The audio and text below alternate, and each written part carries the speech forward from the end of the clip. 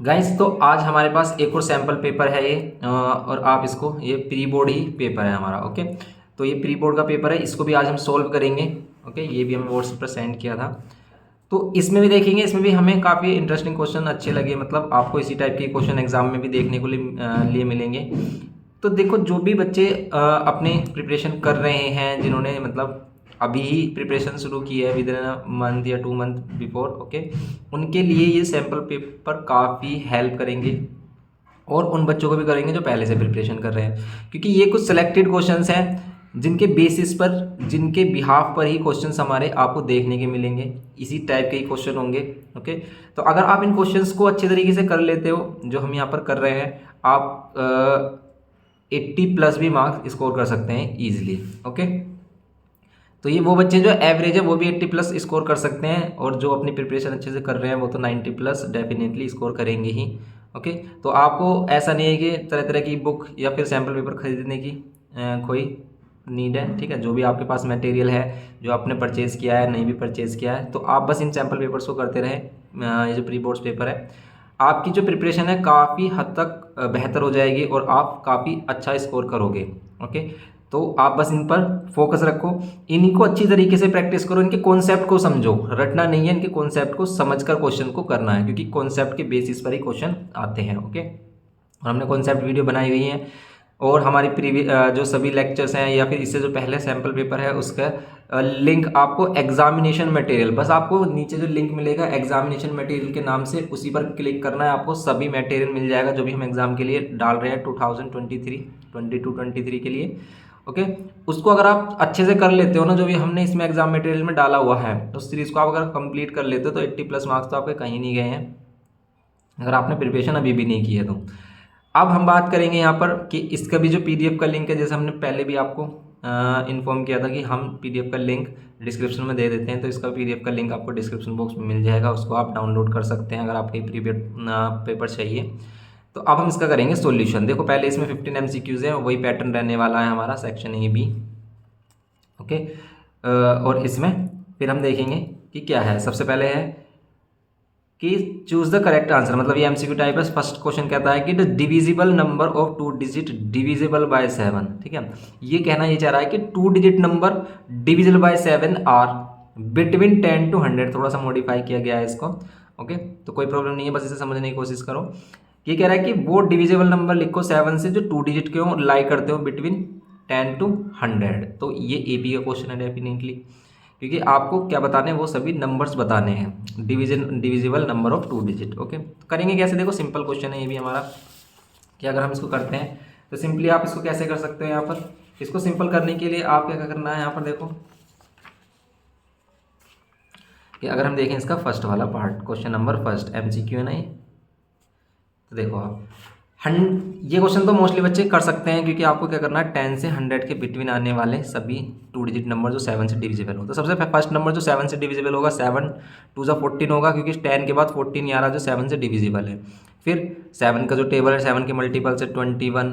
ठीक है, इस तरीके से आप क्या कर सकते हैं, एंड सो ऑन। 100 से जस्ट छोटा नंबर जो 7 से डिविजिबल होता हो, तो अगर आपको नहीं आ रहा तो आप 7 से डिवाइड करो। 7 से डिवाइड कर रहे हो क्या, यहाँ पर 7 1 जा 7 किया आपने, यहाँ पर 3 और यहाँ 0 आ गया। अब देखो कि अगर हम इसे 7 4 जा 28 कर रहे हैं, अगर ये 28 होता तो यहाँ पर क्या हो जाता, ये डिविजिबल हो जाता, मतलब इसमें 2 लेस कर दो, तो 2 लेस कर दोगे आएगा 98। तो ये नंबर वह नंबर हैं जो क्या हो रहे हैं, हमारे 7 से डिविजिबल हैं, 7 से डिविजिबल है। अब ये काउंटिंग में कितने होंगे, यही कहना चाह रहा है आपसे, ये आपसे पता करना चाह रहा है कि आपको क्या फाइंड करना है, एन की वैल्यू फाइंड करनी है। तो देखो, ए की वैल्यू आपके पास है 14, डी की वैल्यू आप फाइंड ही कर सकते हो कैसे, A2 - A1। ओके, तो ये हो जाएगा 7। नाउ अब हम क्या करेंगे, इसमें n की वैल्यू फाइंड करेंगे, और ये इसका लास्ट टर्म हमारा nth टर्म वाला ही फॉर्मूला लास्ट टर्म में अप्लाई होता है हमारा। ओके, तो लास्ट टर्म ये है, लास्ट टर्म का फॉर्मूला भी वही है जो nth टर्म का है। क्यों? क्योंकि ये भी तो एक टर्म ही है हमारा। Okay, n-1 into D equals to 98। A की वैल्यू हमारे पास 14 है, प्लस n की वैल्यू आपको फाइंड करनी है, एंड डी हमें क्या है, 7 गिवन है। ओके, 98। सोल्व करेंगे इसको। अब हम सोल्व करते हैं, तो 14 को आप इधर लेके आ जाओ, आप इसको मल्टीप्लाई मत करो, 14 को इधर करो डायरेक्ट। यहाँ 7 मल्टीप्लाई में ही रहने दो, मल्टीप्लाई मत करो अंदर। 14 माइनस करो, 98 में से 14 माइनस करोगे कितना बच रहा है हमारा, ये आ रहा है 84। अब देखो ये 7 मल्टीप्लाई में है। अब देखो ये रिलेशन देखते कैसे कि वैल्यू मल्टीप्लाई में है प्लस माइनस में। देखो क्या होता है कि प्लस माइनस में कौन सी वैल्यू हमारी, देखो ये वाली है 14, एन के साथ जो भी अननोन है उसके साथ क्या रिलेशन रखता है, तो 14 अगर ये एन सोल्व हुआ तो एन के साथ ही प्लस होगा, इसलिए 14 प्लस में है। और इसमें बोर्ड मास के अपोजिट रूल लगता है, पहले प्लस माइनस सोल्व होते हैं। तो यहाँ से प्लस माइनस वाली वैल्यू पहले इधर आ जाएगी, माइनस हो गई, प्लस से माइनस, फिर मल्टीप्लाई डिवाइड सोल्व होगा, यहाँ पर मल्टीप्लाई में डिवाइड में आ जाएगा। अब 7 से डिवाइड करोगे क्योंकि 7 डिवाइड में आएगा, 7 से डिवाइड करोगे कितना बचेगा, यहाँ पर 7 से डिवाइड करेंगे बचेगा 12, -1 इधर अगर क्या हो जाएगा +1, तो ये हो जाएगा +1, एन की वैल्यू कितनी हो जाएगी 13। ये हो गया एन की वैल्यू। ओके, ये एन की वैल्यू हो गई हमारी 13। ये है हमारा क्वेश्चन, इसमें यही हमसे फाइंड करने के लिए कहा था। ओके, तो ये हमारा इसका आ गया 13। सेकंड वाला देखते हैं। अब देखो मैं इसको बिल्कुल आपको स्लोली समझा रहा हूँ, धीरे से, क्यों, क्योंकि आपको समझ में आए। वैसे मैं आपको तेज़ी से करके इसे दिखा सकता हूँ, लेकिन आपको समझाने के लिए आप सोच रहे हो कि फिर स्पीड कैसे आएगी, सर इतने स्लो कर रहे हैं तो हम कैसे करेंगे। तो आपके स्पीड भी डिपेंड करते हैं कि आप क्वेश्चन को कितनी तेज़ी से करते हो। क्यों, क्योंकि अगर आपकी स्पीड नहीं हुई ना, फिर भी आप क्वेश्चन पेपर डेफिनेटली क्या कर दोगे, वहाँ पर छोड़ कर आओगे। स्पीड भी होनी चाहिए, क्वेश्चन के साथ स्पीड भी होनी चाहिए। कम से कम 80% पेपर ऐसा होना चाहिए कि जो आप देखते ही कर दो, उसमें आपको सोचना ही ना पड़े। ठीक है, ऐसे क्वेश्चन कर दो, इतने होना चाहिए आपकी स्पीड।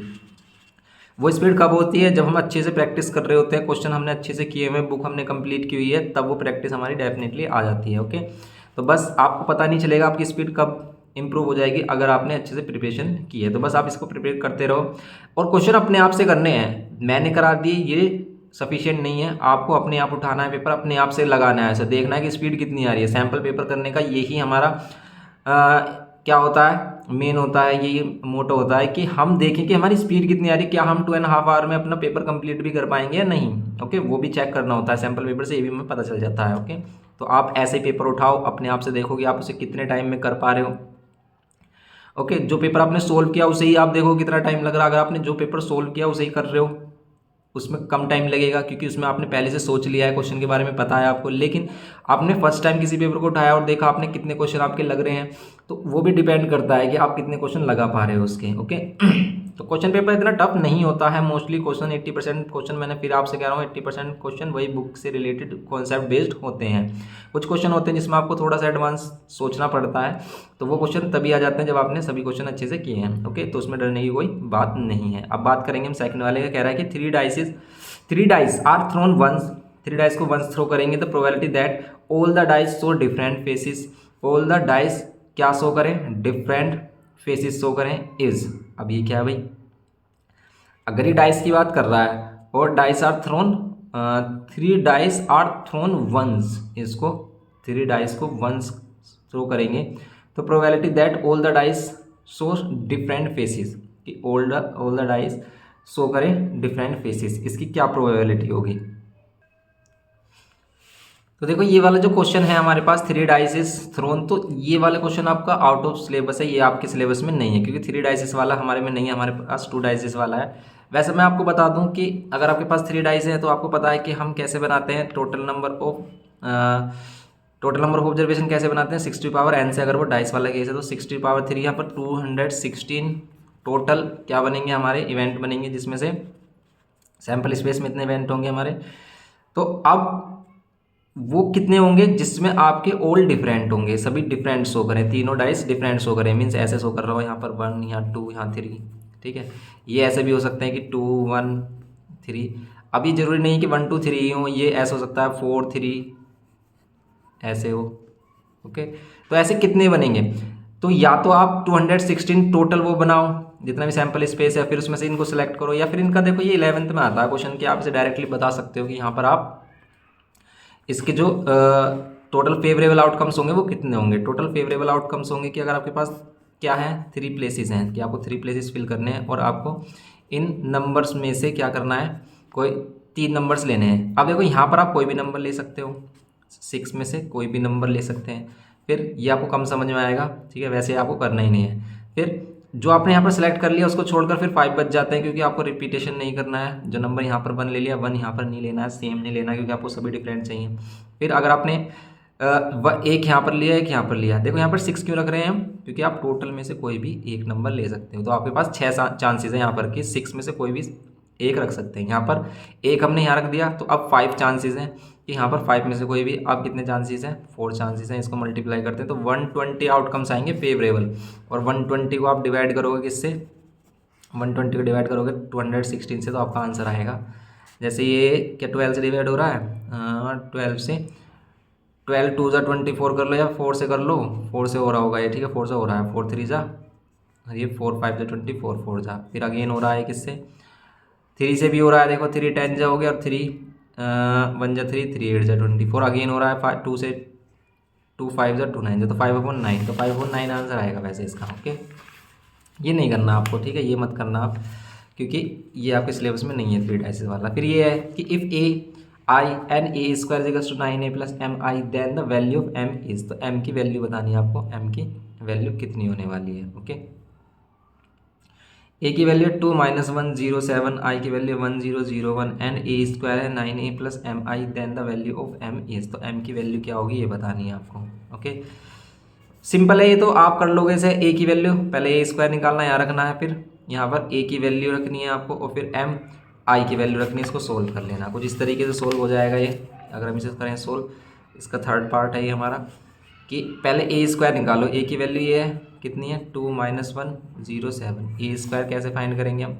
a² फाइंड करने के लिए आपको a को a से ही मल्टीप्लाई करना है। ओके, a को a से ही मल्टीप्लाई करना है। ये मल्टीप्लाई पॉसिबल है, क्योंकि ये भी 2 × 2 2 × 2 की, इनका ऑर्डर क्या है? इसका भी 2 × 2 है, इसका भी 2। ये वाली वैल्यू अंदर वाली वैल्यू इक्वल होना चाहिए, कि फर्स्ट वाले का कॉलम सेकंड वाले की रो के इक्वल हो, तो ये पॉसिबल है। और रिजल्टेंट मैट्रिक्स 2 × 2 की ही बनने वाली है, क्योंकि बाहर वाली मैट्रिक्स ऑर्डर 2 × 2 आ रहा है। अब रो इंटू कॉलम करेंगे, ये 2 2 = 4 प्लस 0 × -1 0। फिर रो इंटू कॉलम करेंगे, ये वाला एलिमेंट आएगा हमारा, इसे क्या कह रहे हैं? 1 2। तो ये 1 2 आएगा फर्स्ट रो सेकंड कॉलम, 2 × 0, फिर प्लस 0 × 7। फिर यहाँ पर आएगी वैल्यू क्या? a 2 1 2 1, ये है सेकेंड रो फर्स्ट कॉलम, तो -1 × 2 -2। फिर यहाँ पर प्लस आता, और 7 × -1 -7। ओके, फिर रो इंटू कॉलम करेंगे तो -1 × 0 0 हो जाएगा, एंड प्लस 7 × 7 49। इसको सोल्व करेंगे, कितना आ रहा है ये? इधर ही कर लेते हैं। ये 4 + 0 4, -2, देखो माइनस प्लस माइनस हो जाएगा, माइनस माइनस कितना होगा ये? 9, माइनस माइनस प्लस हो जाएगा, माइनस का 9 आएगा। ये 0 ये 0 ये 0। ओके, तो ये 0 हो रही है दोनों वैल्यू हमारी, अगर हम रो इंटू कॉलम की थी इसमें हमने। फिर ये वाली वैल्यू अगर हम देख रहे हैं तो क्या आ रही है? ये वाली वैल्यू, ये 0 हो जाएगा, 49 है ये। एक बार रीचेक कर लेते हैं, मिस्टेक हो जाती है। तो रो इंटू कॉलम किया, 2 2 = 4, तो 2 2 = 4, ये 0 हो गया। फिर रो इंटू कॉलम किया, ये 0 हो गया, 0 हो गया, ठीक है। फिर रो इंटू कॉलम किया -2, और ये -7 -9 हो गया। रो इंटू कॉलम किया, ये 0 हो गया, 7 7 49। ओके, करेक्ट है। नाउ अब हम क्या करेंगे? ये वैल्यूज हम रखेंगे इसमें a²। फिर हमारे पास जो रिलेशन है क्या, कि a² plus equals to 9a plus mi। I क्या? आइडेंटिटी मैट्रिक्स है। a² की जगह a² रखो, ये वाली वैल्यू यहाँ पर रख लेते हैं हम, 4 - 9 0 और 49। ओके, ये मैट्रिक्स है। फिर 9 की a में मल्टीप्लाई करनी है। a की वैल्यू है हमारे पास ये 2 - 1 0 और 7, एंड नाउ m और i की वैल्यू आइडेंटिटी मैट्रिक्स है 0 1 0 0 1। नाउ अब हम क्या करेंगे इसमें? इसको देखेंगे कि ये है हमारा 4 - 9 और 0 49। यहाँ पर 9 के अंदर मल्टीप्लाई करेंगे, 9 2 = 18 -9, 9 की 0 से, और 9 7 जा कितने होते हैं? 9 7 जा 63, और ये प्लस m के अंदर मल्टीप्लाई कर लेंगे, तो ये m, क्योंकि सभी एलिमेंट से होती है मल्टीप्लाई, इसलिए हम m की अंदर मल्टीप्लाई। अब इन दोनों को प्लस करेंगे, ये हो जाएगा 4 - 9 और 0 49।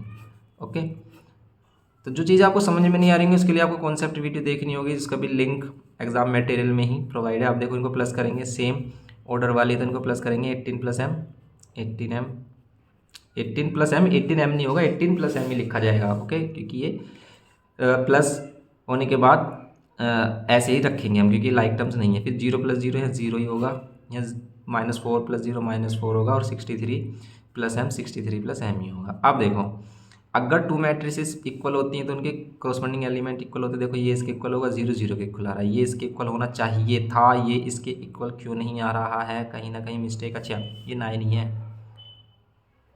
तो ये भी 9 ही होगा। ओके तो ये वाली वैल्यू इसके इक्वल है। ओके अब देखो कि ये वाली वैल्यू अगर इसके इक्वल है और ये इसके इक्वल है तो दोनों से सेम ही आंसर आना चाहिए। अगर आप यहाँ पर रख रहे हो 4 = किसके 18 + m के, m की वैल्यू यहाँ से कितनी आ रही है, अगर हम -18 इधर कर लेते तो m की वैल्यू आ रही है -14। इधर से भी m की वैल्यू -14 ही आनी चाहिए क्योंकि एक ही कांस्टेंट है 49 = 63 + m। अब 63 को उधर लेके आएंगे तो जाएगा -63 14 ही आ रहा है। ओके तो m की वैल्यू क्या हो गई हमारी 14 हो गई। तो बस इसमें m ही फाइंड करना था, m की वैल्यू 14 आएगी इसमें। ओके फोर्थ वाले में कह रहा है coordinate of the image of the point 5 two point under the reflection x axis. Simple सा क्वेश्चन है तो कि एक्स एक्सिस में अगर इसका रिफ्लेक्शन करेंगे तो y का साइन चेंज कर दो सिंपल।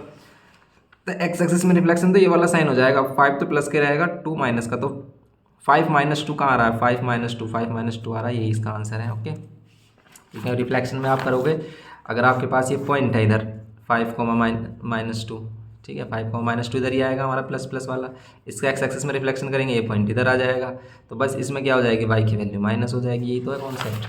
तो एक्स एक्सिस में y का साइन चेंज करो, y एक्सिस में x का साइन चेंज कर देते हैं बस। और अगर ओरिजिन में है तो दोनों के साइन चेंज कर देते हैं। लाइन में रिफ्लेक्शन हो रहा है किसी लाइन के लोग तो उसके लिए आपको देखना पड़ेगा करके, जैसे हमने प्रीवियस पेपर में दिखाया था आपको, या फिर आप इसका चैप्टर देख लो 12 का रिवीजन, उसमें पता चल जाएगा आपको। फिफ्थ है कि if x + 2 is a factor of this then the value. कि सिंपल क्वेश्चन है ये फैक्टर थ्योरम से है कि अगर ये इसका फैक्टर गिवन है तो हम क्या करेंगे, इससे x की वैल्यू फाइंड करेंगे और इसमें पुट कर देंगे और इक्वल्स टू में 0 रख देंगे। फैक्टर का मतलब क्या होता है कि वैल्यू 0 आ रही होगी। ओके तो अगर हमारे पास है क्या, ये है पोलिनोमियल x³ + 2x² + kx और -10। अब इसमें अगर हम पुट करते हैं क्या x + 2 इसका फैक्टर है तो x + 2 = 0, x की वैल्यू -2, x की वैल्यू -2 यहाँ पुट कर देंगे तो ये आएगा -2 का होल क्यूब प्लस 2 × -2 का होल स्क्वायर प्लस k × -2 -10 और इक्वल्स टू में कितना 0। नाउ -2 का क्यूब करेंगे -8 प्लस -2 का स्क्वायर करेंगे प्लस का 4 या माइनस का 2k और ये माइनस का 10 रह जाएगा इक्वल्स टू में 0। ओके ये माइनस का 8 और ये प्लस का 8 और यहाँ पर कितना हो जाएगा -2 के और ये माइनस का 10 इक्वल्स टू में 0। ये कैंसिल हुआ इक्वल टू में 0 इसलिए लिख रहे हैं क्योंकि इसका फैक्टर है, अगर ये इसका फैक्टर तो इसे कंप्लीट डिवाइड करेगा तो रिमाइंडर 0 आएगा। ओके ये अगर वो कहता है कि रिमाइंडर 2 3 4 कुछ भी आ रहा होता तो इक्वल टू में वही वैल्यू रखते हैं क्योंकि ऐसे हम रिमाइंडर फाइंड करते हैं, और अगर रिमाइंडर 0 आता है तो हम इसे फैक्टर कह देते हैं, ये तो फैक्टर थ्योरम। तो इसको अभी देख सकते हो आप लेक्चर, अगर आपको इसमें कुछ भी डाउट है ओके तो रिवीजन वाला देख लो आप, इसमें कॉन्सेप्ट की बात की गई है अच्छे तरीके से, वो समझ में आ जाएगा आपको। यहाँ पर -5 आ गया, k की वैल्यू क्या आ गई -5। ओके तो k की वैल्यू -5 हो गई। इसमें देखो इसमें ऐसे भी आंसर दिए होते हैं +5 -5, तो बिल्कुल अच्छे से करना है इसको। ओके तो k की वैल्यू -5 आ गई। ना अब हम क्या करेंगे, the points 2 3 3 4 5 6 and 4 5 are the vertices of a parallelogram. ठीक है जैसे ये क्वेश्चन आ गया हमारे, इनको हम चेक भी कर सकते हैं कि भाई k की वैल्यू -5 आ रही है। अगर हम k की वैल्यू -5 लेते हैं और फिर x की वैल्यू 2 रखते हैं, फिर x की वैल्यू -2 रखते हैं तो इसका आंसर 0 आना चाहिए था। कि अगर हमारे पास यहाँ पर k की जगह क्या होता, k की जगह -5 होता तो यहाँ पर क्या हो जाता, ये -5 और ये -2 प्लस का 10 और माइनस का 10 ये भी कैंसिल होता, 0 आ रहा होता। तो सही है, ये करेक्ट है हमारा। ओके तो अब हम इसमें करेंगे आगे क्वेश्चन, क्या है इसमें आगे, और आगे वाला कह रहा है कि the point this are the vertices of parallelogram triangle square none of these. ये तो इसमें आपको बताना है सिंपल, ठीक है। ये तो टाइम वेस्ट क्वेश्चन है कि आपको सारी लेंथ निकालनी है। इसको अगर आपने इस तरीके से क्या माना एक, तो मैं बता दे रहा हूँ आपको क्या करना है इसमें, कि अगर आपने ये क्वाड्रिलेटरल के 4 वर्टिसेस लिए हैं 2 3 3 4 5 6 एंड 4 5। ओके अब आपको क्या बताना है कि ये पैरेललोग्राम में ट्रायंगल है, ट्रायंगल तो होगा ही नहीं क्योंकि 4 वर्टिसेस हैं, ठीक है। स्क्वायर या फिर पैरेललोग्राम में से एक होगा। अब स्क्वायर कब होगा, अगर ऑल साइड इक्वल होंगी। अगर ऑल साइड इसकी इक्वल हैं तो स्क्वायर है, और डायगोनल भी इक्वल होने चाहिए। ओके लेकिन इसमें स्क्वायर या पैरेललोग्राम में से एक हमने सिलेक्ट करना है, तो हम क्या कर लेंगे सिंपल, तो हम इसमें क्या कर लेंगे, बस अब देख लेंगे कि सभी साइड इक्वल आ रही हैं या फिर अपोजिट साइड इक्वल आएगी। अपोजिट साइड इक्वल आएगी तो आप पैरेललोग्राम लगा देना, ऑल साइड इक्वल आ रही होंगी तो स्क्वायर लगा देंगे। ओके, सिंपल है, आप इसको कर सकते हो। डिस्टेंस फॉर्मूले से आप इनके डिस्टेंस निकाल लोगे। ओके, इसका डिस्टेंस ऐसे, इसका आप इन्हें ABCD नेमिंग कर सकते हो। अब इसमें नेक्स्ट देखेंगे कि भाई इसमें और क्या है हमारा क्वेश्चन आगे है। ये हमारा देखो इसमें क्या कह रहा है ये कि in figure AT is tangent to the circle with centre O such that OT is equals to 4। OT कितना है हमारा 4 सेंटीमीटर है। एंगल ये दे रखा है 30 degree. Then A is equals to क्या है ये AT is equals to AT की वैल्यू कितनी होगी ये बतानी है। कर सकते हो आप इसे। क्या है इसमें, कौन सा कॉन्सेप्ट यूज़ हो रहा है, इसमें हो रहा है ट्रिग्नोमेट्री का कॉन्सेप्ट यूज़। कैसे पता चला हमें ट्रिग्नोमेट्री का कॉन्सेप्ट यूज़ हो रहा है, देखो हम कि आप इसे देख पा रहे हो क्वेश्चन को, ये टेंजेंट है और ये है रेडियस, और टेंजेंट और रेडियस के बीच में एंगल 90 डिग्री। तो ये AO और ये हो गया राइट एंगल ट्रायंगल। ये राइट एंगल ट्रायंगल, यहाँ एंगल 30 गिवन है, ये 4 सेंटीमीटर गिवन है और कुछ गिवन नहीं किया रेडियस वगैरह, क्योंकि अगर रेडियस देता तो हम पाइथागोरस थ्योरम लगा लेते, अब नहीं लगा पाएंगे। AT फाइंड करने के लिए सिंपल आपको क्या करना है, जो आपने 9th क्लास में सीखा था, ये परपेंडिकुलर जैसे साइन थीटा होता है परपेंडिकुलर अपन हाइपोटेनस वगैरह सिस्टम, पंडित बद्री प्रसाद हर बोले वाला वो लगाएंगे इसमें सिंपल। ओके, तो अगर हम देखते हैं इन ट्रायंगल किसमें OAT में देखेंगे अब हम क्या कि हमें ये एंगल है, ये वाली वैल्यू देखो, ये 90 के अपोजिट वाली सबसे पहले हाइपोटेनस हो गया, हमें फाइंड करनी है ये, और ये क्या है बेस, क्योंकि यहाँ एंगल बन रहा है हमारा। ओके, तो बेस और हाइपोटेनस में कौन रिलेशन बताता है, कोस, तो हम लगाएंगे यहाँ पर कोस, और कोस 30 इक्वल्स टू क्या होता है बेस अपॉन हाइपोटेनस कितनी है 4 है, 4 रख लेंगे। कोस 30 की वैल्यू आपको पता है √3/2 होती है, और यहाँ पर 80। अब ये 4 इधर आकर मल्टीप्लाई में हो जाएगा 2 से कैंसिल, तो 2√3 इसका आंसर है। बस बात खत्म। 2√3 आ रहा है इसमें, 2√3 आ रहा है तो ये लगा देंगे। नेक्स्ट देखेंगे इसमें कि 2 similar triangles are given in the figure, this similarity criteria used in. कौन सी सिमिलैरिटी क्राइटेरिया यूज हो रही है, सिंपल सा आपको दिख रहा होगा, क्या दिख रहा है, इन दोनों का रेशियो कितना आ रहा है, इन दोनों का रेशियो आ रहा है 2:1। क्या इन दोनों का रेशियो भी 2:1 आ रहा है, इन दोनों का रेशियो तो 2:1 नहीं आ रहा।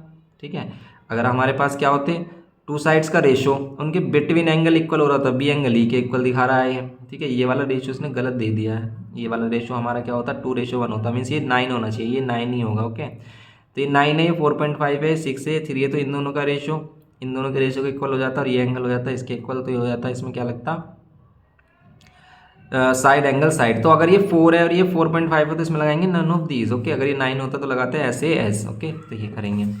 इसमें mode of the following group frequency distribution is, इसका मोड कितना होगा ये बताना है आपको। तो मोड अगर हम देखें इसमें मोड कहाँ लाई कर रहा होगा, अगर देखो हम इसमें डायरेक्ट करते हैं बिना इसे सोल्व किए, कैसे करेंगे। सबसे ज़्यादा फ्रीक्वेंसी किसकी है 23 इसकी है, तो 12 और 15 के बीच में लाई कर रहा है, तो 12 और 15 के बीच में कौन सी वैल्यू लाई कर रही है, देखो 15 से बड़ा नहीं होगा तो ये 12 से बड़ा होगा। देखो ये इसकी वैल्यू ये हो सकती है और ये भी हो सकती है भाई, 14.6 भी तो आ रहा है इसमें, तो इसके 2 चांसेस हो रहे हैं कि 13.6 और 14.6 में से कोई एक आंसर होगा।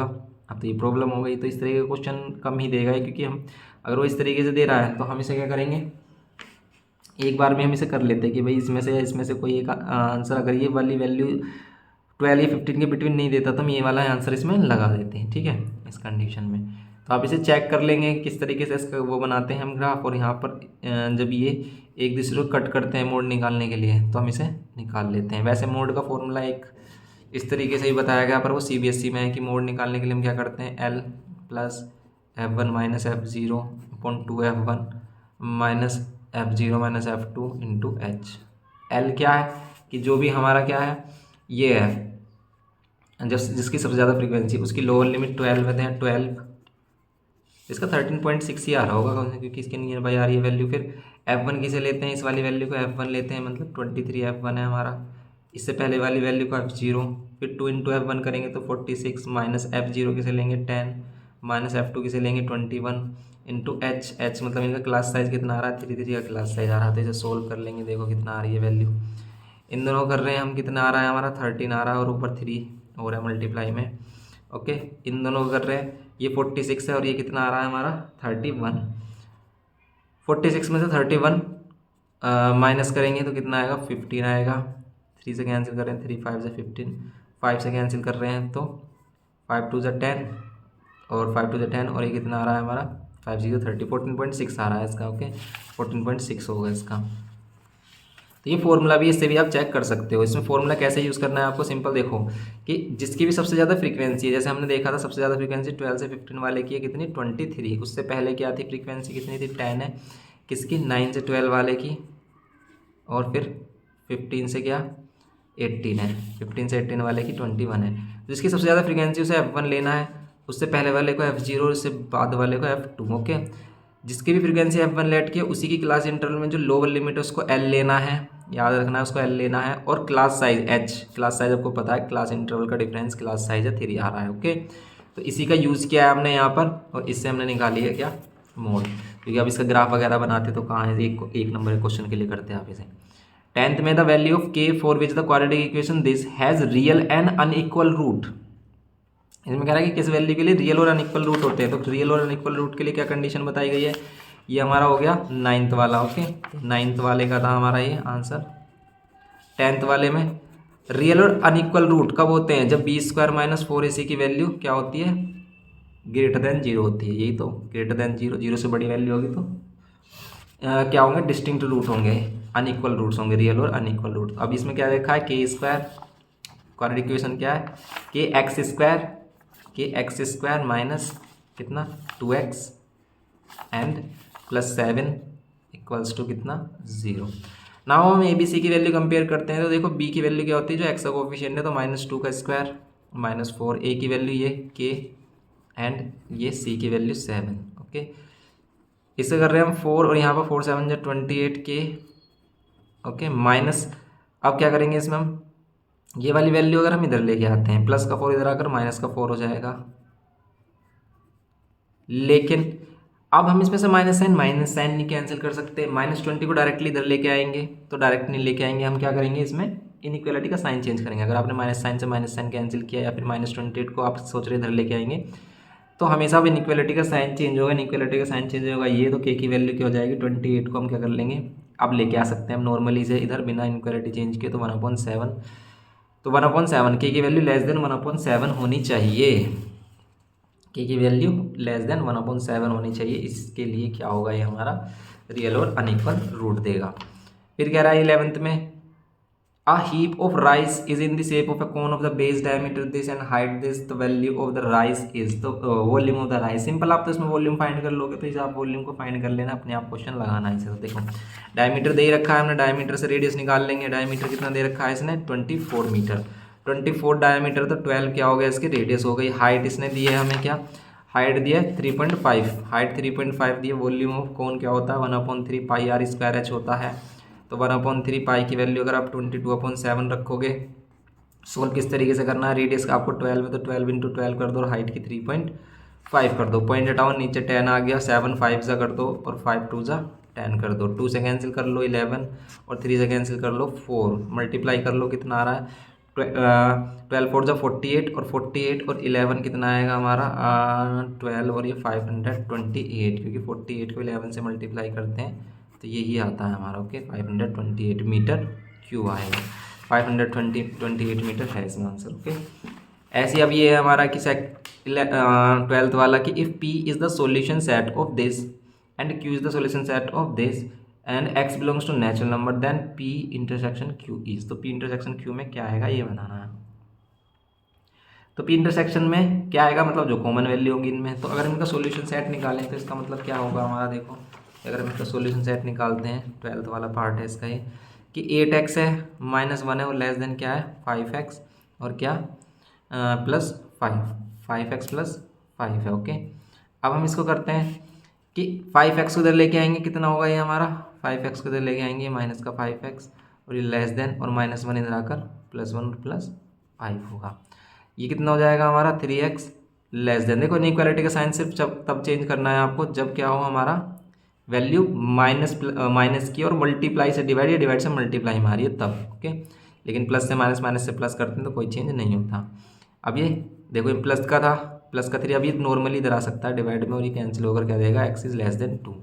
एक तो ये वाली वैल्यू आ रही है x इज़ लेस देन 2, और दूसरे वाले का सॉल्यूशन करते हैं अगर हम कि 7x - 1 लेस देन 20 है, -1 इधर आकर क्या हो जाएगा +1, तो 21 x की वैल्यू कितनी हो जाएगी लेस देन 3। बस ये तो है हमारा देखो अगर हम इसमें देखें ये 1 और 2, ये तो कह रहा है कि लेस देन 2 आएगी वैल्यू, लेस देन 2 आएगी।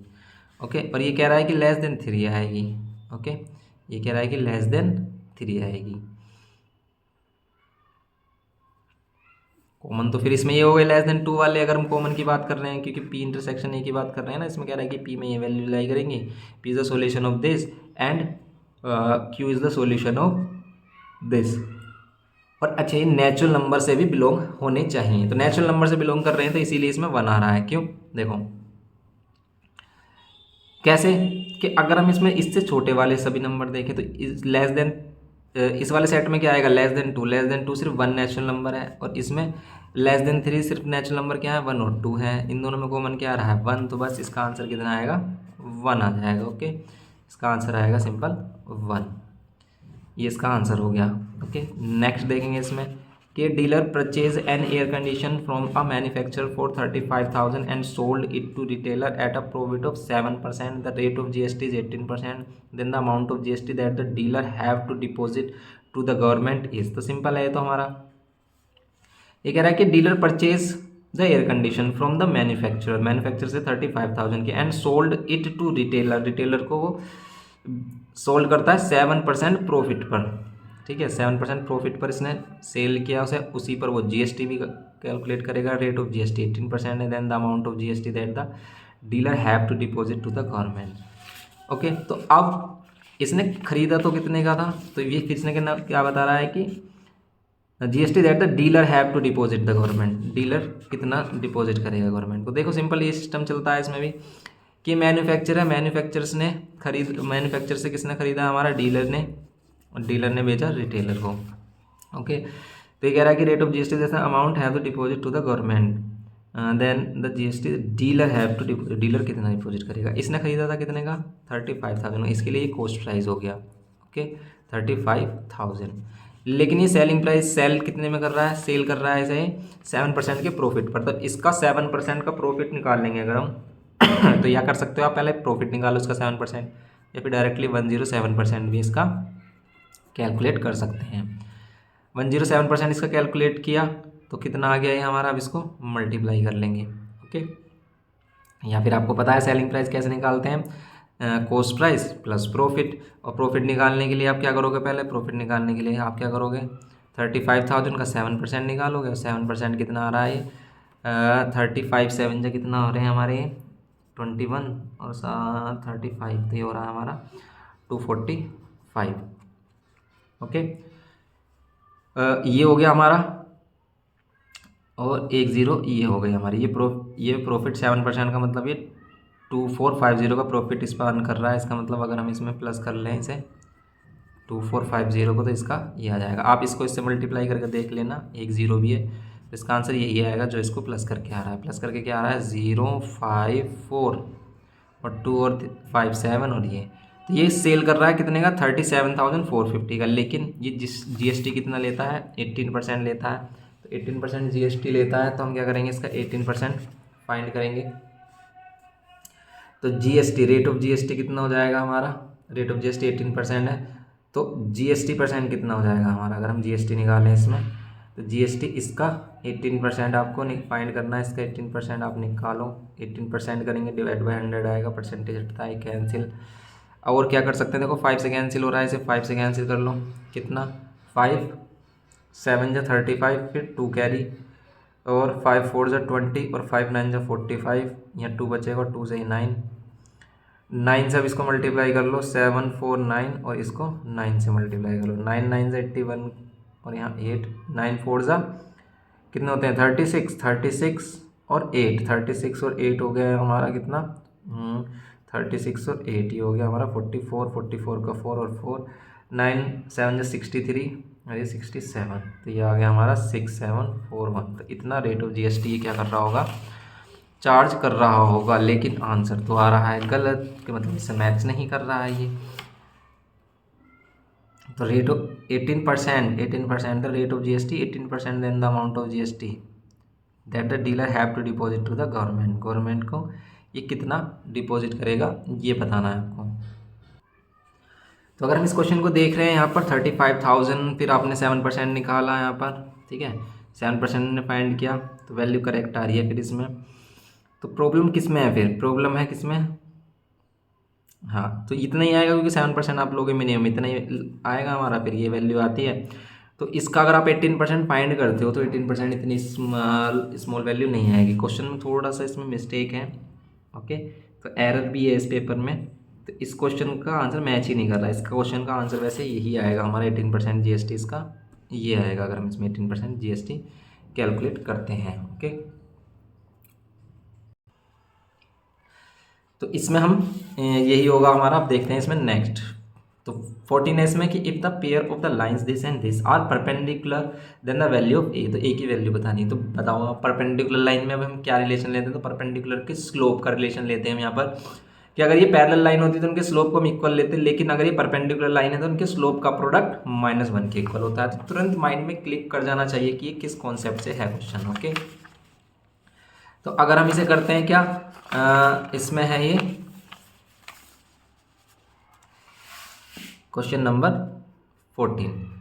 अब देखो किसी भी लाइन की इक्वेशन से हमने स्लोप फाइंड करना सीखा है कि हम इसे y = mx + c की फॉर्म में कन्वर्ट करें। y = mx + c की फॉर्म कैसी, कि आपको y को अकेला करना है और सभी वैल्यू एक साथ। अब देखो y वाली वैल्यू के साथ माइनस साइन है तो आप इसको इधर लेके आ जाओ, वो डायरेक्ट प्लस में हो जाएगा, फिर बाद में आपको माइनस साइन को चेंज नहीं करना होगा। ये a y इधर लेके आ गए। अब y बिल्कुल अकेला चाहिए तो a से डिवाइड कर देंगे हम इसे, हम ए से फिर क्या कर देते हैं, जो डिवाइड आता तो ए से हम सेपरेट डिवाइड कर देते हैं, इसको भी और इसको भी। ओके, या फिर आप कह सकते हो कि आपने बोथ साइड ए से डिवाइड किया है सभी को। ओके, सभी को अगर हम ए से डिवाइड करेंगे तो इधर ये कैंसिल हो जाएगा, यहाँ पर ये बचेगा। ओके, नाउ ये हो गई y = mx + c वाली फॉर्म। तो ये जो है ये m की वैल्यू ही होती है, तो यहाँ पर हमने इस लाइन का स्लोप m1 लेट किया, ये हो गया 2/a। नाउ अब हम देखेंगे इसकी सेकंड इक्वेशन क्या है। सेकंड वाली इक्वेशन ये है हमारी कि 4x - 7y + 1 = 0। Same as it is इसमें करेंगे, इसमें भी हम माइनस वाले ये माइनस साइन है y के साथ तो हम इसको भी इधर लेके आ जाते हैं, यहाँ +1 = 7y। अब पूरी इक्वेशन को 7 से क्या कर देते हैं, डिवाइड कर देते हैं, जैसे हमने इसमें पूरी इक्वेशन को a से डिवाइड किया तो इधर तो ये रह जाएगा, इधर कैंसिल हो जाएगा, तो इधर y बचा हमारा और इधर ये वाली वैल्यू हो गई। अब इसको हम y = mx + c की फॉर्म हमारी ये हो जाएगी। ओके, नाउ अब हम यहाँ पर कह सकते हैं कि m2 की वैल्यू क्या होगी, 4/7। m2 कितना होगा, 4/7 होगा। अब हमें पता है कि if lines are perpendicular then क्या होगा हमारा m1 × m2 किसके इक्वल होगा, -1 के। m1 की वैल्यू 2/a, m2 की वैल्यू 4/7 = -1।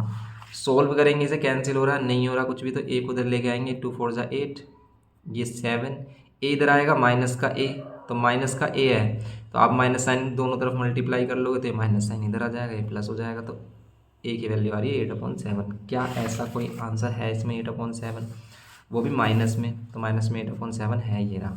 ओके, अब देखेंगे इसमें कौन सा पार्ट हम इसका देखेंगे हम 15th पार्ट। कह रहा है कि if the nth term of an arithmetic progression is this then the common difference. तो कॉमन डिफरेंस देखो, अब ये इस तरीके से जनरल फॉर्म भी दे सकता है किसी भी एपी की। ये कह रहा है कि इसके nth टर्म है, क्या है nth टर्म, किससे बनता है, n² + 1 से, n² + 1 से, इस रूल से इसका nth टर्म बनता है। तो मीन्स अगर हम इसका डिफाइन करना है तो हमें इसके कोई भी 2 कॉन्जिक्यूटिव टर्म चाहिए तो हम इसमें फाइंड कर लेते हैं फर्स्ट टर्म के लिए हम लेट करेंगे कि n के प्लेस पर अगर हमने पुट किया 1, पुट n = 1, तो यहाँ पर भी n 1 लेंगे, 1 का स्क्वायर 1 ही आएगा, तो 1 + 1 2। अगर हम n के प्लेस पर लेंगे 2, तो यहाँ पर 2 का स्क्वायर और +1, 2 का स्क्वायर 4 और 4 + 1 5 आएगा। अब इन दोनों का डिफरेंस ले लेंगे तो d होता है, इन दोनों का डिफरेंस ही तो d होता है। तो अब हम यहाँ पर करेंगे a2 - a1, a2 की वैल्यू 5 है, यहाँ 2 है, यहाँ कितना आ गया 3, तो 3 आ गया इसका कॉमन डिफरेंस। ये है इसमें सिंपल हमारा। ओके, आगे देखते हैं हम। इसमें क्वेश्चन कह रहा है कि सेकंड में कि Ashwani open a recurring deposit account ना बैंक, ये अश्वनी ओपन करता है रिकरिंग डिपॉजिट अकाउंट बैंक में। Deposit 400 per month, monthly instalment है इसकी, कितने ईयर के लिए, 1.5 ईयर के लिए। इफ़ ये receive 7,542 at the time of mature they find the rate of interest per annum. तो सिंपल रेट ऑफ इंटरेस्ट वाले भी आपको हमने बताया थे क्वेश्चन की कैसे रेट ऑफ इंटरेस्ट फाइंड करना है। सिंपल करेंगे इसमें, देखो एक तो मैच्योरिटी वैल्यू है, अब हमारे पास गिवन क्या क्या है, देखो मंथली इंस्टॉलमेंट, इसको हम पी लेट करते हैं, क्या है 400 रुपीज़। ओके, टाइम एन की वैल्यू है इसमें 1.5 ईयर। 1.5 ईयर को अगर हम इसे किस में चेंज करेंगे, मंथ में, तो इसको हम 3/2 ईयर भी लिख सकते हैं, लेकिन मंथ में चेंज करेंगे तो इसे करेंगे 12 से मल्टीप्लाई, क्योंकि 1 ईयर में 12 मंथ, तो 3/2 ईयर में इंटू से 12 कर देंगे इसे। तो ये 6 और 3 6 18 मंथ। आप कॉमन सेंस भी लगा सकते हो, 1 ईयर में 12 मंथ, तो 1.5 साल में 1.5 ईयर में कितने 12 और 6 18 मंथ आ रहे हैं। ओके, तो 18 मंथ्स आ गए। नाउ अब हम क्या करेंगे, इसमें क्या है हमारे पास मैच्योरिटी वैल्यू है। मैच्योरिटी वैल्यू क्या है हमारे पास 7542। अब देखो मैच्योरिटी वैल्यू अगर इसने गिवन की तो मैच्योरिटी वाला ही फॉर्मूला यूज़ करेंगे। और मैच्योरिटी वैल्यू क्या कहती है हमारी, कि मैच्योरिटी वैल्यू किसके इक्वल होती है, कि जो भी हम डिपॉजिट करते हैं प्रिंसिपल कितने मंथ्स के लिए, एन मंथ्स के लिए, प्लस इसमें इंटरेस्ट ऐड और कर देते हैं। अब मैच्योरिटी वैल्यू है 7542, पी की वैल्यू है 400, एन की वैल्यू है 18 प्लस आई। अब हम इसमें से इंटरेस्ट, अगर वो इंटरेस्ट फाइंड करने के लिए कहते हैं तो हम इसका इंटरेस्ट फाइंड कर लेते, कैसे 18 4 से कितने होते हैं 72, 100 प्लस आई। इसे माइनस करेंगे अगर हम, तो देखो इसमें अगर हम इसे माइनस कर देते हैं तो क्या होगा हमारा, ये हो जाएगा। अगर हम इसे माइनस करेंगे तो 2 4 और 5 में से 2 3, ये हो जाएगा इंटरेस्ट। ओके, ये इंटरेस्ट हो गया हमारा। नाउ अब हम क्या करेंगे कि इंटरेस्ट वाला फॉर्मूला लगाएंगे, क्योंकि इंटरेस्ट वाले फॉर्मूले से अब हमारा क्या होगा, आर फाइंड होगा। देखो इंटरेस्ट इज इक्वल्स टू क्या होता है, P into n, n plus 1 upon 2 into 12 into में आर अपॉन 100। ये होता है हमारा इंटरेस्ट वाला फॉर्मूला। अब इंटरेस्ट हमारा है 342, यहाँ पर रखेंगे। पी की वैल्यू है 400, ये पुट किया। एन की वैल्यू है 18 और यहाँ पर आ जाएगा 19, 18 प्लस 1, यहाँ पर 2 इंटू 12। आर की वैल्यू में फाइंड करनी है, डिवाइड बाई 100। ओके, 2 0 से 2 जीरोस कैंसिल हो रही हैं, और 4 3 सा ये कैंसिल हो रहा है, 3 और 3 कितना 6 18, और 2 3 सा, ये हो गया हमारा। अब देखो बिल्कुल हमारे पास क्या रह गया, अब हमारे पास रह गया यहाँ पर 3 2 2 3 6, तो हमारे पास 3 रह गया, 3 इधर डिवाइड में आएगा और 19 आएगा, इक्वल्स टू में आर। कैंसिल करो, क्या है 3 से डिवाइड हो रहा है, यस हो रहा है, तो 3 से ही कर लो। 3 1 जा 3, फिर 3 1 जा 3 और 3 4 जा 12। 19 के टेबल में 114 आता है कितने टाइम में, ये आता है हमारा 6 टाइम्स में। 6 9 जा 54, हाँ 6 टाइम्स में ही है हमारा। ओके, तो 6 टाइम्स में ही हो गया, तो रेट ऑफ इंटरेस्ट आ गया हमारा 6%। तो रेट ऑफ इंटरेस्ट है 6%। ओके, तो रेट ऑफ इंटरेस्ट की वैल्यू आ गई, बस सिंपल ये करना था इसमें हमें।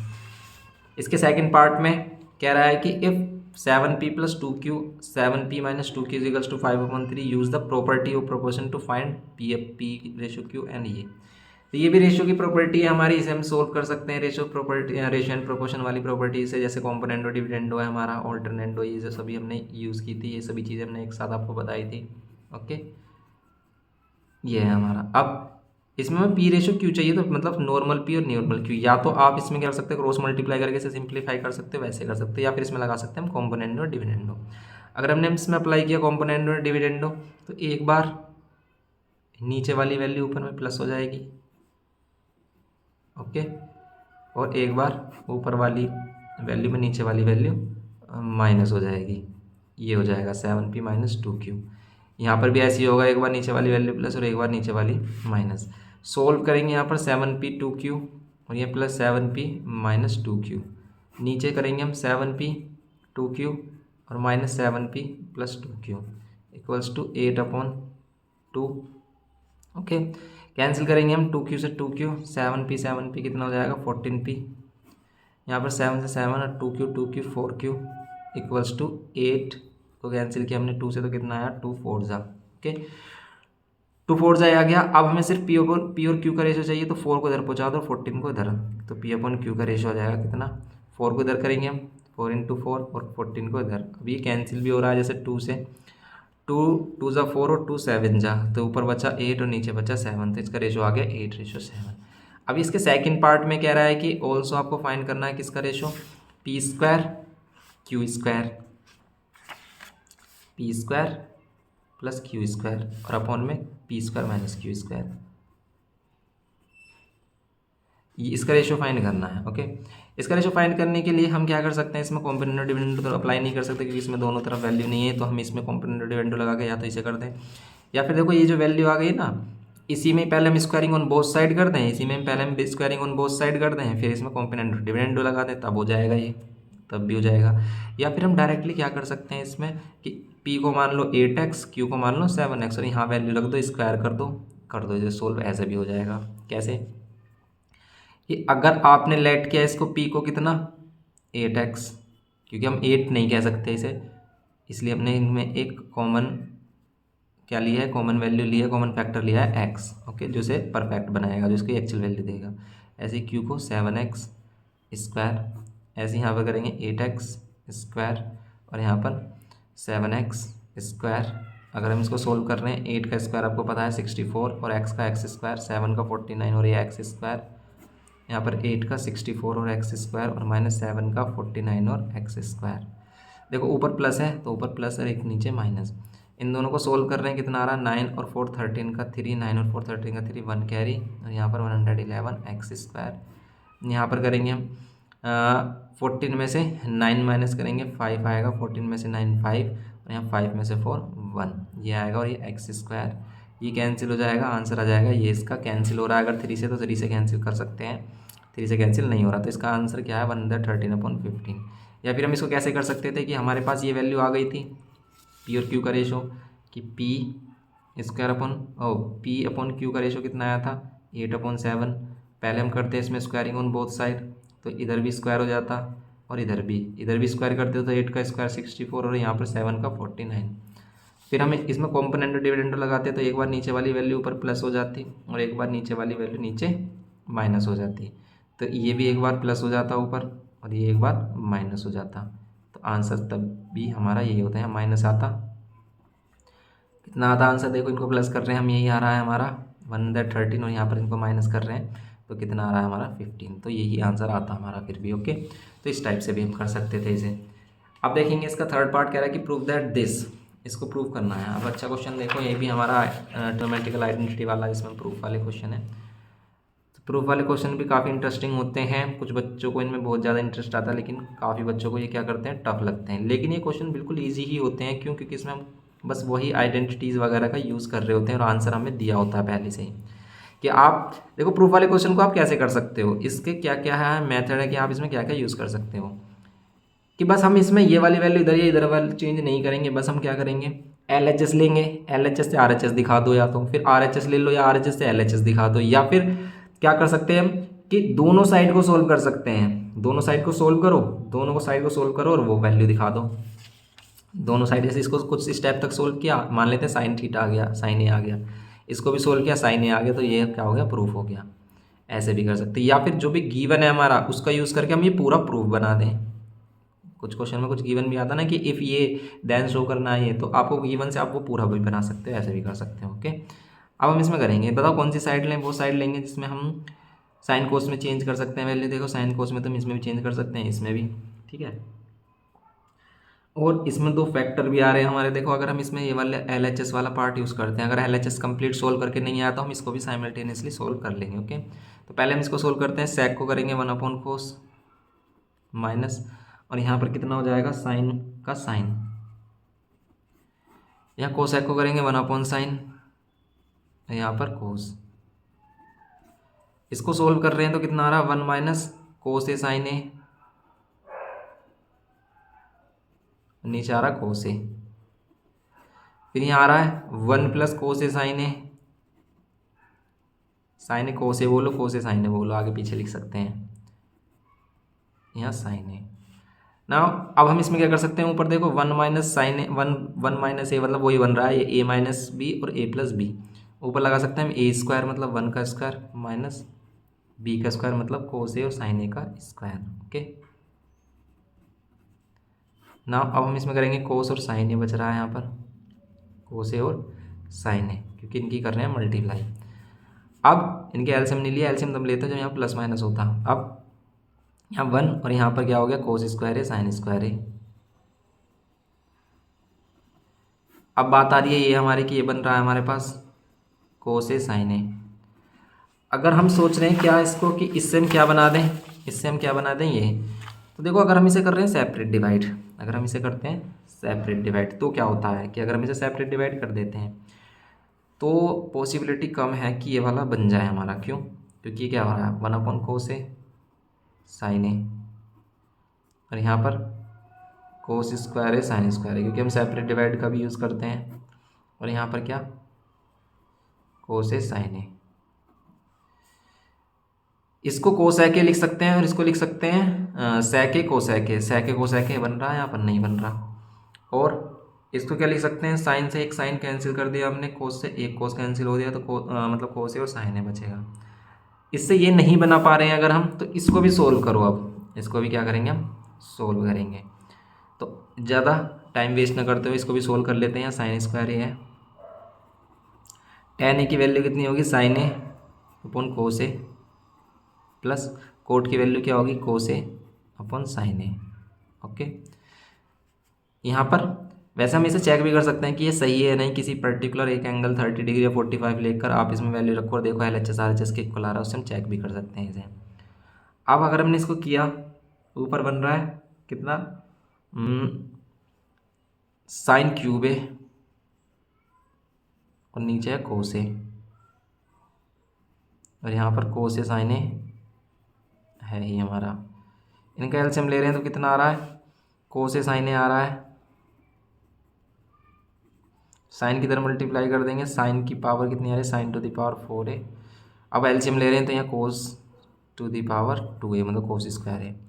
दोनों में से कुछ कॉमन आ रहा है, नहीं आ रहा, तो बात तो बिगड़ गई हमारी यहाँ पर, क्योंकि इसमें पावर 4 आ गई है और इसमें से पावर आ रही है क्या हमारी, इसमें पावर आ रही है कोस स्क्वायर। अब इसके जैसा तो अभी भी नहीं बन रहा है, और क्या ये इसके जैसा है, इसको इसके जैसा बना सकते हैं हम, इसमें कोस है, इसको हम साइन में चेंज कर लें, अगर इसको हम साइन में चेंज कर लें, ठीक है, पर इसमें कोस और साइन दोनों है, फिर कोस स्क्वायर है, साइन स्क्वायर को अगर हम चेंज करते हैं, बात वही बनती है हमारी कि जैसे अगर हम इसको साइन चेंज करें किस में, साइन स्क्वायर में, कोस को लिख सकते हैं 1 माइनस साइन स्क्वायर, क्योंकि नीचे वाली वैल्यू तो मैच कर रही, ऊपर वाली नहीं कर रही। ये हो गया कोस ए साइन ए। ओके, अभी sign to the power 4a है, माइनस 1 माइनस साइन स्क्वायर ए है।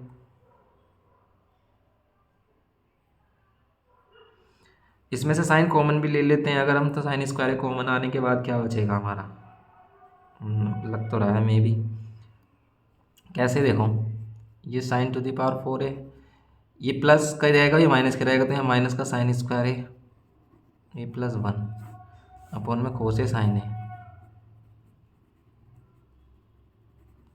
इन दोनों से कॉमन लेंगे साइन स्क्वायर है, तो ये आएगा साइन स्क्वायर है, यहाँ -1 और यहाँ +1। ओके, अब अगर इसमें से हम ले लेते हैं माइनस साइन कॉमन, अब इसमें से ले लेते हैं अगर हम माइनस साइन कॉमन, तो 1 minus sine square cos square होता है, हो गया फिर हमारा। देखो अगर माइनस साइन कॉमन लेते हैं इसमें से, तो ये जाएगा 1 माइनस साइन स्क्वायर है और यहाँ +1 कोस ए साइन ए। फिर इसको कह सकते हैं हम 1 माइनस साइन स्क्वायर ए, और इसको कह सकते हैं 1 माइनस साइन स्क्वायर ए को कोस स्क्वायर ए, यहाँ +1 कोस ए साइन ए।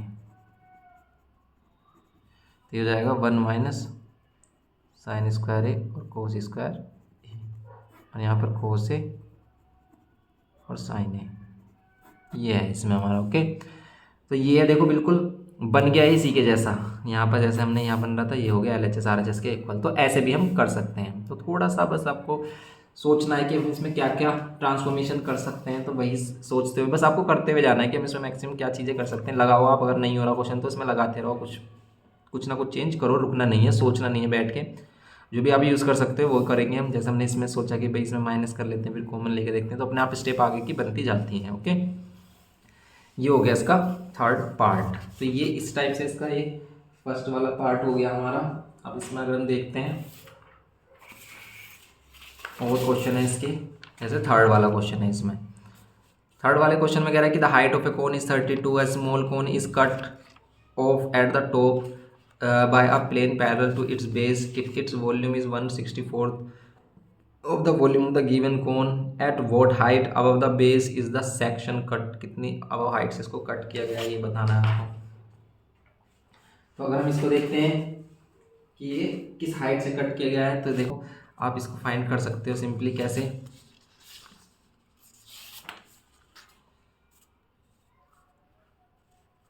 क्वेश्चन नंबर 3 कह रहा है कि the height of A cone is 32 centimetre. एक कोन था, ठीक है, जिसकी हाइट कितनी थी हमारी 32 सेंटीमीटर। ये 32 सेंटीमीटर है। A small cone is cut off at the top. इसके टॉप से एक स्मॉल कोन कट किया गया है, ऐसे किसी प्लेन से इसके कट किया गया इस तरीके से, ठीक है। कट करते हैं तो कुछ इस तरीके से एक स्मॉल कॉन कट कर दिया है इसने at the top by plane parallel to its base if its volume is, अगर इसकी वॉल्यूम क्या है 1/64 of the volume of the given cone. जो पहले कॉन गिवन था उसकी कॉन का 1/64 है। तो कह रहा है कि at what height above the base, base से कितनी हाइट ऊपर इसे कट किया गया ये बताना है, मतलब इस वाली हाइट को बताना है आपको ये कितनी है। तो अगर हम इस वाली हाइट को इसकी एच लेट कर लेते हैं, ये वाली पूरी total height capital H let कर ली हमने और ये स्मॉल एच कर ली हमने छोटे वाले की हाइट लेट। तो अगर हमें ये वाला पोर्शन बताना है तो हम कैपिटल एच में से स्मॉल एच माइनस कर देंगे, क्योंकि ये वाली यहाँ तक की हाइट है, ये एच क्या है, ये वाली हाइट है। ओके, तो अगर हम इसे माइनस कर देंगे तो ये एक्स आ जाएगा। सिंपल। तो बस अकॉर्डिंग टू क्वेश्चन चलते हैं यहाँ पर। इसने कुछ बेस वगैरह नहीं दिया, इसने नहीं दिया तो रेडियस पर रेडियस। अब इसमें वही बात है कि इसमें क्या हाइट एंड डिस्टेंस, मतलब क्या लगाएं इसमें मेंसुरेशन वाले फॉर्मूले लगाएं कि वॉल्यूम उसकी किसके इक्वल कर दें, या फिर इसमें लगाएं सिमिलर ट्रायंगल, क्योंकि इसमें सिमिलर ट्रायंगल का यूज़ भी हो रहा है। क्यों? देखो एक ये वाला ट्रायंगल है और एक ये वाला बड़ा वाला ट्रायंगल है। ये दोनों ट्रायंगल है सिमिलर। अगर ये दोनों ट्रायंगल सिमिलर है तो इनकी कॉरस्पॉन्डिंग साइड का रेशियो इक्वल होगा, लेकिन इसमें रेडियस भी दे देते तो काम बन जाता हमारा। रेडियस तो इसने दी नहीं है। तो इसने जो बताया है क्या, हाइट 32 सेंटीमीटर, और कहा है कि जो वॉल्यूम ऑफ ये जो स्मॉल कॉन जिसको कट किया गया है इसकी जो वॉल्यूम है, वॉल्यूम ऑफ स्मॉल कॉन 1/64 है किसके, वॉल्यूम ऑफ लार्जर कॉन, ठीक है, जो बड़ा वाला कॉन है हमारा। तो बस हम इसी रिलेशन का भी यूज़ करेंगे। देखो कॉन की वॉल्यूम होती है 1/3 पाई आर, इसकी रेडियस हम R1 लेट कर लेते हैं, R1 square H, small H हमने इसकी हाइट लेट की है 1/64, इसकी भी हमने लेट वॉल्यूम होगी 1/3 पाई, इसकी रेडियस लेट करते हैं R2, तो R2 का square into H, capital H लेंगे। 1/3 पाई कैंसिल हो रहा है इसमें से। ओके, तो अब इसमें देखते हैं कि हमारे पास रेडियस का रेशियो बन रहा है या नहीं। देखो अब यहाँ पर हमें हाइट, इसकी हाइट बताइए सिर्फ, ठीक है, R1 और R2 भी नहीं पता इसमें हमें, R1 और R2 भी नहीं पता है, स्मॉल एच भी नहीं मालूम हमें। ओके, यहाँ पर 1/64 ये है हमारे पास, और क्या है हमारे पास R2 भी नहीं है, एंड फिर कैपिटल एच की वैल्यू बताया हमें कितनी है 32 है, ये है सिर्फ हमारे पास 32, ये 64 हो जाएगा, 32 हो जाएगा ये हमारा 32 2 जा 64 बस। अब ये है हमारे पास। अब देखो अगर हम यहाँ पर देखें R1 और R2 का रेशो, और यहाँ पर H बच रहा है और H को हम इधर लेके आ जाएं, ठीक है, तो ये 2H, इस तरीके से हमें R1 और R2 के रेशियो के स्क्वायर मिल रहे हैं, स्क्वायर मिल रहे हैं। अगर इनका हम सिंपल रेशियो देखेंगे तो रूट लगा देंगे हम, रूट ऑन बोथ साइड कर देंगे, तो रूट ऑन बोथ साइड कर देंगे तो इधर रूट आ जाएगा। ओके, रूट आ जाएगा तो 1 रूट से बाहर आ जाएगा, लेकिन ये नहीं आ पाएगा तो ये 2H ही रहेगा रूट में। इस तरीके की वैल्यू बन रही है। काफ़ी कॉम्प्लिकेटेड हो रहा है तो, क्योंकि हमें रेडियस भी नहीं बताई इसकी। अब क्या करेंगे इसमें हम, चलो ये वाला रिलेशन तो हमने यहाँ पर यूज़ कर लिया। अब आगे हम करने के लिए फिर वही यूज़ करना पड़ेगा हमें, क्या, सिमिलैरिटी वाला, सिमिलैरिटी प्रॉपर्टी। जैसे हमने इसको ABC माना है, इसको DE माना है। ओके, जो ट्रायंगल क्या होगा, ABC सिमिलर होगा किसके, ट्रायंगल ADE के। क्यों होगा? क्योंकि आपको पता है बोथ 90 है और ये कॉमन है। अगर ये सिमिलर है तो नहीं, कॉरस्पॉन्डिंग साइड का रेशो मीन्स AB और AD का रेशो किसके इक्वल होगा, BC और DE के। बस यही ले लेंगे हम, क्योंकि इन वाले का तो हमें कुछ करना ही नहीं है। अब देखो ए बी के प्लेस पर आप रख सकते हो 32 और ए डी के प्लेस पर रख सकते हो क्या, ए डी के प्लेस पर क्या रख सकते हो एच, बी सी के प्लेस पर और सी, देखो बी सी क्या है हमारा, बी सी है ये वाली रेडियस जिसको हमने R2 लिया है। ओके, बी सी है हमारी R2 और डी है हमारी, डी को हमने क्या लिया है R1 लिया है, डी को R1 लिया है, तो ये हमें R2 और R1 है, ये R2 और ये R1 का रेशियो है। तो R2 और R1 का रेशियो है, तो आप इसका भी रेसिप्रोकल करके R2/R1 क्या लिख सकते हो, √2h/1 या 32/h, और यहाँ पर इसको रख सकते हैं √2h/1 डायरेक्ट।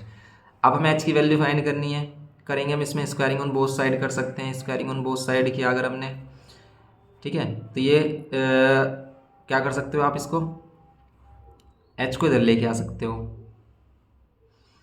ये 32 आ रहा है, इसमें स्क्वायरिंग ऑन बोथ साइड करेंगे हम, इसमें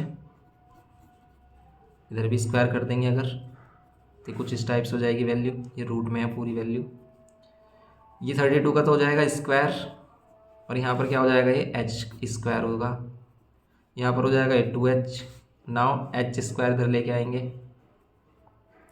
32 और ये आ जाएगा इधर 2 डिवाइड में, और ये हो जाएगा h3, 2 से डिवाइड हो रहा है 16 टाइम्स में। अब इनके अगर हम फैक्टर करते हैं तो 2 के फैक्टर 2 2 2 2 16 हो गया, और 32 के करेंगे हम तो 2 2 2 5 टाइम्स होगा, 4 टाइम्स ये और 5 टाइम्स ये, तो ये 16 के फैक्टर ये 32 का, क्या 3 3 का पेयर बन रहा है इसमें, इस 3 का, इस 3 का और इस 3 का, यस बन रहा है पेयर। तो मतलब अगर हम इसका क्यूब रूट करते हैं, इसका क्यूब रूट करते हैं, इसका 2 2 2 मतलब 16 इंटू 32 का क्यूब रूट करते हैं तो क्या आएगा, ये वैल्यू हो जाएगी हमारी 2 2 और 2, ये आ रहा है हमारा 8, तो 8 आ गई एच की वैल्यू। कितना कॉम्प्लिकेटेड क्वेश्चन है ये हमारा, ठीक है, ये बिल्कुल ट्रिकी क्वेश्चन है हमारा, तो इसको कर लेना, अगर ये आता है हमारा तो कुछ इस टाइप से हम इसे करेंगे। तो एच की वैल्यू आ गई 8, लेकिन हमें अब द हाइट इसे कहाँ से कट किया ये पता करना था, एक्स की वैल्यू पता करनी थी, मीन्स बी डी फाइंड करना था इसमें। तो एक्स या बी डी की वैल्यू क्या होगी, कैपिटल एच में से स्मॉल एच माइनस कर दो, 32 में से 8 माइनस कर दो, ये हो जाएगा 24 हो गया है। ओके, यही हमें बताना था कि ये इसे अबव द बेस किस हाइट पर कट किया गया है। ओके, नेक्स्ट क्वेश्चन देखेंगे, इसमें कह रहा है कि find the equation of a line passing through the intersection of this and perpendicular to this. इस तरह के क्वेश्चन तो हमने बुक में भी किए हैं, क्वेश्चन है इसमें कि कह रहा है कि दो लाइन के इंटरसेक्शन पॉइंट और इस लाइन पर परपेंडिकुलर, तो हम क्या करेंगे, देखो इस लाइन के इंटरसेक्शन पॉइंट जहाँ भी इन दोनों लाइन का इंटरसेक्शन पॉइंट होगा तो वो तो कॉमन पॉइंट मिलेगा, ये दो लाइन है इनके इंटरसेक्शन पॉइंट से तो लाइन पास करती है और परपेंडिकुलर है इस लाइन पर, और इस वाली लाइन से हम स्लोप निकाल कर इसका स्लोप निकालेंगे। बस इन दोनों लाइन के इंटरसेक्शन पॉइंट से हम क्या लेंगे, पॉइंट लेंगे इस लाइन पर, और इसके स्लोप से हम इसका स्लोप निकालेंगे रिक्वायर्ड लाइन का। ओके, ये करेंगे इसमें सिंपल। इंटरसेक्शन पॉइंट आपको फाइंड करना आता ही है कि अगर हमारे पास टू लाइन्स है तो इसका इंटरसेक्शन पॉइंट क्या होता है, जो इनकी एक्स और वाई की वैल्यू आती है सोल्व करने के बाद। ओके, इस तरीके की इक्वेशन है हमारे पास, ये +9 है हमारे पास, इसको इक्वल टू मिलाकर -9 कर लेते हैं। इन लाइन का इंटरसेक्शन पॉइंट देखो क्या होगा, तो इन लाइन का इंटरसेक्शन पॉइंट आप इसमें एक्स या वाई को सेम कर सकते हो। अगर आपने वाई को सेम करना है, क्योंकि वाई को सेम ईजिली कर सकते हैं, क्योंकि अगर आप एक्स को सेम करोगे तो 3 की इसमें मल्टीप्लाई 4 की इसमें, लेकिन वाई को सेम करने के लिए सिर्फ इसमें 3 की मल्टीप्लाई करनी होगी हमें इस इक्वेशन में। 3 की मल्टीप्लाई करोगे हो जाएगा 9x 3y और 3 9 से 27। अब ये वाली इक्वेशन क्या कर देंगे, इसमें माइनस कर देंगे 4x + 3y और इक्वल्स टू में 1, माइनस करेंगे प्लस करेंगे, इन्हें करेंगे इक्वेशन को ऐड, ठीक है, equation number second equation number first को ऐड करेंगे। क्यों, क्योंकि इनके पास ऑल्टरनेट साइन है, कैंसिल हो जाएंगे डायरेक्ट, क्योंकि अगर हम इन्हें माइनस करते तो साइन चेंज हो जाता, फिर ये माइनस माइनस प्लस होते हैं। अगर हम इक्वेशन को प्लस करते हैं तो साइन चेंज नहीं होते, तो सिंपल हमने इसको ऐड किया। ये तो 13 में है, मतलब 9th क्लास में है ये चैप्टर तो हमारा। 9 और 4 13x, और यहाँ पर कितना हो जाएगा, ये हो जाएगा हमारा ये प्लस है माइनस है, माइनस करेंगे माइनस का 26, तो x की वैल्यू आ रही है -2, 13 से डिवाइड करेंगे इसे ना। अब हम फाइंड करें इसमें y की वैल्यू के लिए आप किसी भी इक्वेशन का यूज़ कर सकते हो। अगर हमने इक्वेशन का फर्स्ट का यूज़ किया तो फर्स्ट इक्वेशन से हमने क्या किया, x के प्लेस पर रखा -2 + 3y = 1, ये हो गया -8 + 3y = 1, यहाँ पर 3y -8 इधर आकर +8, ये 3y और ये आ गया 9, और y की वैल्यू कितनी आ गई, y की वैल्यू आ गई 3 3 9। ओके, y की वैल्यू आ गई हमारी 3, 3 9 आ रही है तो y की वैल्यू 3। तो ये तो पॉइंट हो जाएगा जिस पॉइंट से लाइन पास हो रही है। अब इसका स्लोप कैसे निकालेंगे? परपेंडिकुलर लाइन की इक्वेशन से। परपेंडिकुलर लाइन की इक्वेशन ये है हमारी। नाउ स्लोप निकालेंगे इसे। कैसे निकालते हैं slope? y is equals to mx plus C की फॉर्म में कन्वर्ट करते हैं। फिर इसे करने के लिए हम 2y माइनस का इधर प्लस का लेके आएंगे। अब इसे 2 से सेपरेट डिवाइड करेंगे। अगर हमने सभी को 2 से डिवाइड किया तो ये हो जाएगा 3x/2, यहाँ 5/2 और यहाँ पर हो जाएगा सिंप्लीफाई। तो ये जो वैल्यू होती है वो x के साथ जो कोफिशिएंट होता है वही m की वैल्यू होती है। तो इसे हम ऐड कर लिया हमने m2 कितना 3/2। लेकिन जो रिक्वायर्ड लाइन है उसका स्लोप क्या होगा? स्लोप ऑफ रिक्वायर्ड लाइन जो हमें चाहिए, स्लोप ऑफ रिक्वायर्ड लाइन जो हमें फाइंड करनी है, उस लाइन का स्लोप कितना होगा? क्योंकि आपको पता है हमने लेट कर लेंगे, let slope of required line, let slope of required line be m1। तो m1 और m2 का स्लोप कितना होगा? -1, क्योंकि दोनों लाइनें परपेंडिकुलर है। m1 अगर हमें फाइंड करना है, m2 की वैल्यू कितनी है? 3/2 है, इक्वल्स टू -1। इसको इधर लेके आएंगे हम, ये हो जाएगा देखो -2/3, क्योंकि 2 इधर आकर मल्टीप्लाई होती है डिवाइड में। m1 की वैल्यू आ गई -2। तो इक्वेशन ऑफ लाइन क्या होगी हमारी? इक्वेशन ऑफ लाइन होगी क्या? पॉइंट हमारा ये है -2,3, स्लोप की वैल्यू ये है -2,3। इक्वेशन ऑफ लाइन क्या कहती है हमारी? कैसे लिखते हैं हम equation of line? y minus y1 equals to m x minus x1। Okay, y minus y1 की वैल्यू कैसे आएगी हमारी? y1 की वैल्यू 3, m की value -2/3, x minus x1 minus minus या +2 डायरेक्ट कर सकते हैं। 3 को उधर मल्टीप्लाई कर लेंगे। थोड़ा सिंप्लीफाई मतलब सिंप्लीफाई करने के बाद हम इसे लिख सकते हैं। यहाँ पर 3y और -3 3 9 इक्वल्स टू -2x और माइनस माइनस +4, माइनस माइनस +4 हो जाएगा। माइनस प्लस माइनस और 2 टू द 4 होगा। ओके, मल्टीप्लाई किया 2 टू द 4, लेकिन साइन किसके अकॉर्डिंग? माइनस प्लस माइनस के अकॉर्डिंग। ये वैल्यू इधर लेके आ जाओ तो ये हो जाएगा प्लस का 2x प्लस का 3y, माइनस का 9 इधर लेके आओगे, माइनस का 9 प्लस का 4। तो ये इक्वेशन कुछ इस टाइप से हो जाएगी। आप सभी वैल्यू को इधर भी लेके आ सकते हो। ओके, ऐसे भी छोड़ सकते हो। तो ये हो गई इक्वेशन ऑफ रिक्वायर्ड लाइन। ऐसे इसको करना था हमें क्वेश्चन, इसका सेकेंड पार्ट था।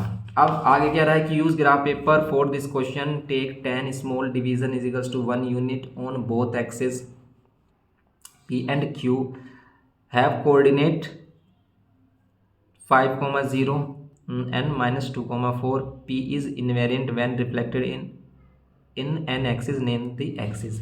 उस एक्सिस का नाम बताना जहाँ पर ये इन्वेरिएंट होगा। ओके, ये क्वेश्चन तो सिंपल, हम क्या कर सकते हैं? इन्वेरिएंट वाला क्वेश्चन किस तरीके से कर सकते हैं? इसको करने के लिए हम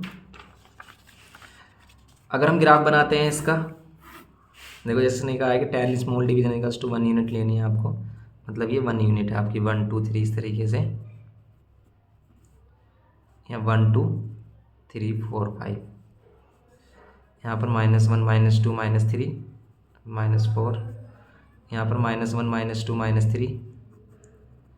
अभी कह रहा है कि P पॉइंट कहाँ है हमारा? P पॉइंट है ये है P 5,0 5,0 यहाँ पर लाई करेगा। ये इन्वेरिएंट किस लाइन के अलोंग होगा? एक्स एक्सिस है, क्योंकि एक्स एक्सिस में इसका रिफ्लेक्शन करेंगे यही सेम आएगा। तो ये इसका आएगा answer X axis. Okay, find the image of Q on reflection in axis found in A.